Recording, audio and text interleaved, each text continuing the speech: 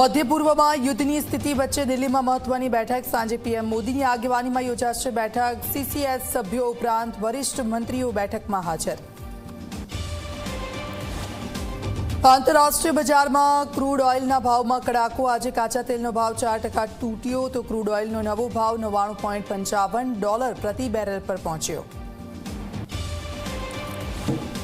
સ્થાનિક સ્વરાજ્યની ચૂંટણીનો જંગનો આજે થશે શંખનાદ। સાંજે 5 વાગે થશે ચૂંટણીની તારીખોનું એલાન। ચૂંટણી પંચ સાંજે ચૂંટણી તારીખોનું કરશે જાહેરાત। સ્થાનિક સ્વરાજ્યની ચૂંટણીને લઈને એક્શન મોડમાં ભાજપ। મહાનગર જિલ્લા સ્તરે સેન્સ લેવાની પ્રક્રિયાઓ શરૂ। રાજકોટ, સુરત, વડોદરામાં ટિકિટ માટે ઉમેદવારો આપી રહ્યા છે સેન્સ। સુરતના સચિન વિસ્તારમાં ભીષણ આગની ઘટના। ગોપી નીટિંગ કંપનીમાં લાગી વિકરાળ આગ। ફાયર બ્રિગેડની ટીમે આગને બુઝાવવા માટે કામે લાગી।